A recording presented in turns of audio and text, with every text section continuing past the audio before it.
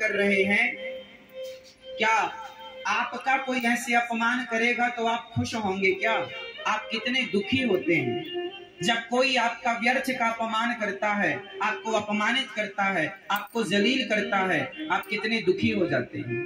तो जब आप दुखी होते हैं अपने अपमान से, तो आपके अपमान से भी तो सामने वाला दुखी होता होगा, और उसका वह दुख आपको श्राप के रूप में प्राप्त हो जाता है। जब आदमी रोता है ना, जैसे आपने किसी को रुलाया, सताया, तो सामने वाला जब रोएगा, सताएगा, आपके द्वारा सताया जाएगा, तो उसके अंदर से आपके लिए आशीर्वाद तो नहीं निकलेगा, बद्दुआएं निकलेंगी, और वही बद्दुआएं श्राप कहलाती हैं।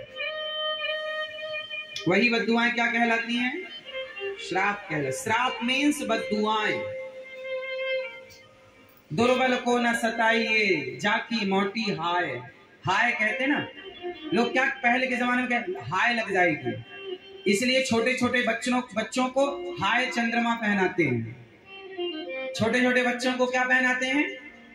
हाय चंद्रमा। क्या मतलब होता है? हाय मतलब दूसरों की हाय ना लग जाए, नजर ना लग जाए, तो ये हाय है। दुर्बल को ना सताइए, जाकी मोटी हाय, ना सताइएगा। परीक्षित ने एक संत का अपमान किया, 7 दिन में मरने का श्राप लगा। अच्छा, परीक्षित तो बड़े संत सेवक थे। परीक्षित ने कभी संतों का अपमान नहीं किया, सदा संतों का सम्मान किया है। लेकिन आज उनसे, परीक्षित से संतों का अपमान क्यों हो गया?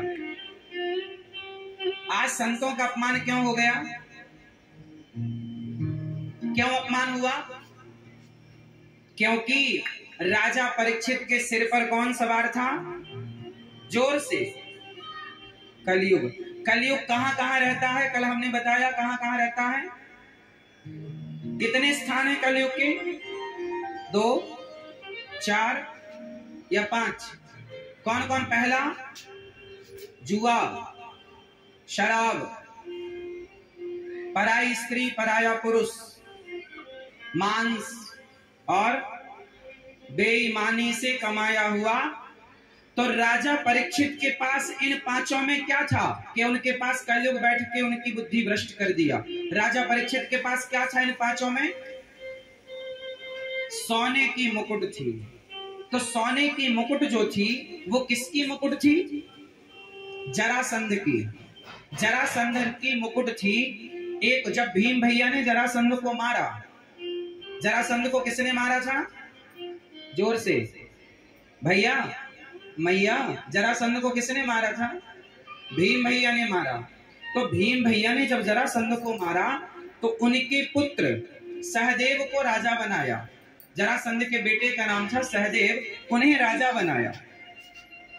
तो राजा जब बनाया, तो राजा की मुकुट राजा ही पहनेगा, पर भीम भैया को मुकुट बड़ी पसंद आई जरासंध की, तो उस मुकुट को वो अपने राज्य में ले आए, पर पर्ची पर लिख कर रख दिया कि इस मुकुट को हमारे वंश का कोई भी राजा। वो पांडव स्वर्गारोहण के लिए निकल गए, परीक्षित राजा बने। एक दिन वो अपने खजाने का भ्रमण करने गए, तो उन्हें ये मुकुट नजर आई, लेकिन उसमें जो पर्ची चिपकी थी वो गिर चुकी थी, काफी पुरानी बात हो गई थी। तो राजा परीक्षित को लगा कि हमारे खजाने में है, मतलब मुकुट हमारी है। तो आज उन्होंने उस मुकुट को पहन लिया और शिकार खेलने गए।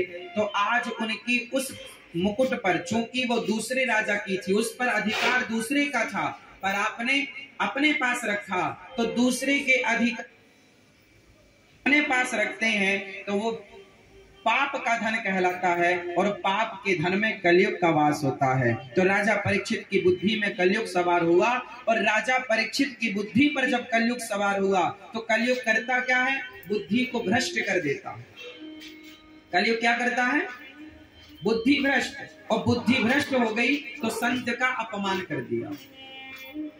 संत का भैया क्या हुआ?